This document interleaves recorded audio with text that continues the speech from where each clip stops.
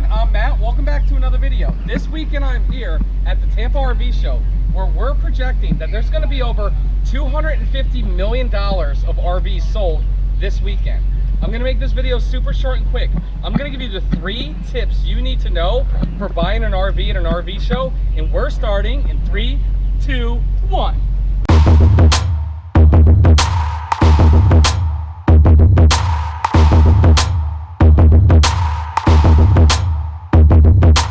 Welcome back to another video. My name is Matt from Matt's RV Reviews. It's the world's only channel that gives you a true unbiased review about everything when it comes to RVs. So if you find videos like this useful, consider subscribing. And again, this is going to be one of my shortest videos I've ever made. I'm giving you the top 3, only 3 tips you need to know if you're serious about purchasing a motorhome this weekend or any weekend at an RV show. Before we begin, I'd like to give a special shout out to my man Will. Turn the camera around. He's back. He came all the way down from Florida to be here this weekend. And yeah, I'm really excited to hang out with him all week. And so yes, okay, so first and foremost, know that at an RV show, it's going to be absolute chaos. There's going to be a million people around. There's going to be a million salespeople around trying to get you to buy an RV right there and then. First and foremost, do your research beforehand. If you go into a show not knowing what you want, you're going to get forced and talked into something that you don't want to buy. So don't do that. But most importantly is the price. Now listen, there's so many different dealerships representing different brands here. There's RV1, there's Lazy Days, there's General, there's Camping World, there's everybody. Know that the price that you see is not the price that you're going to pay. Sometimes there's wiggle room, sometimes there's not wiggle room, okay?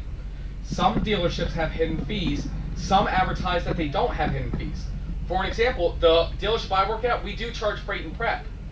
It's not a big deal. You just need to know about what to look for because, in my opinion, if General RV is at $100,000 plus freight and prep, which brings it to $102,000, and Camping World's at, or not Camping World, or dealer X, Y, and Z has that same unit for $105, but they advertise no fees, what's the better deal? You know what I'm saying? So the whole point with tip number 1 is what's the bottom line price. Number 2 is trade-ins. There's a couple things to know when you are trading in a motorhome. First and foremost, there's 2 transactions going on. You're looking to purchase your new motorhome from X dealership, and they are looking to purchase your used motorhome from you.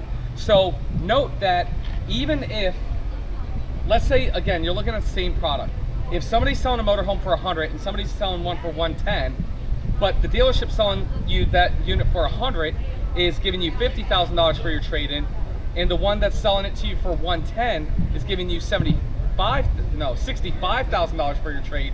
Yes, this dealership's $10,000 cheaper on the sale price, but they're $5,000 more on the trade-in price. So what it all comes down to is that bottom line figure. Also, when you have a trade-in and there's a balance on it, you have to understand that when you take the sale price of the new one minus your trade-in, you have to re-add in the balance of what you owe on this motorhome. Finally, every manufacturer is going to have a dealership to represent them at this show.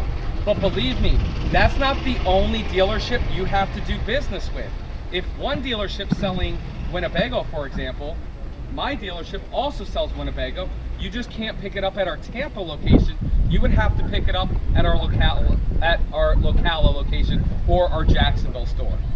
Finally, to get the absolute best price, bonus part of this whole video, when I saw something over here.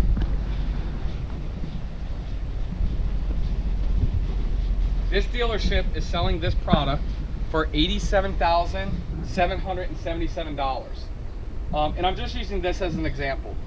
If this is the unit that you're serious about getting, what you do when you go up to your salesperson, you give them your credit card and you tell them, hey, run $1,000, run $2,500, run $5,000.